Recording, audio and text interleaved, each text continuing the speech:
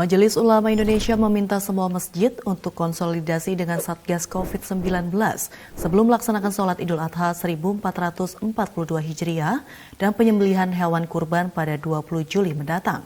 Meski demikian, MUI tidak melarang penyelenggaraan sholat Idul Adha 1442 Hijriah.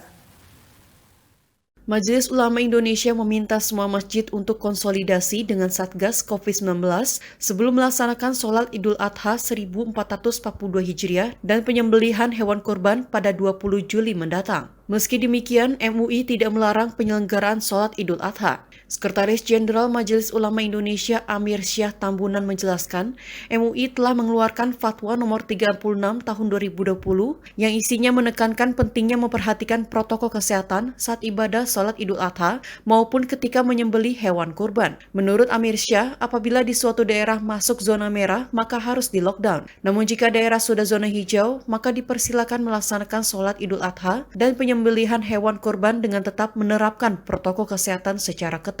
Jadi terkait dengan kebijakan penutupan ini, ada banyak hal yang perlu kita pertegas ya.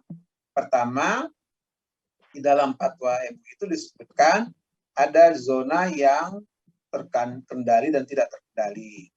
Kalau dalam istilah pemerintah itu ada zona merah, ya.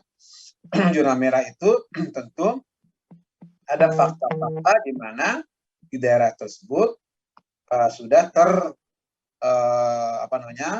terbukti ada terkena COVID. Ya, sebutlah misalnya di BNPB ada yang terkena. Nah, ini memang harus sementara di lockdown. Amir Syah juga meminta semua masjid untuk melakukan konsolidasi mulai tingkat kecamatan hingga tingkat RT dan RW. Kerjasama antara Satgas COVID-19 dengan pengurus masjid agar memiliki persepsi yang sama untuk melaksanakan sholat Idul Adha dan penyembelihan hewan kurban di tengah tingginya wabah virus COVID-19 saat ini. Pak Kifatur Rahman, Dito Rosito, Digde TV melaporkan dari Jakarta.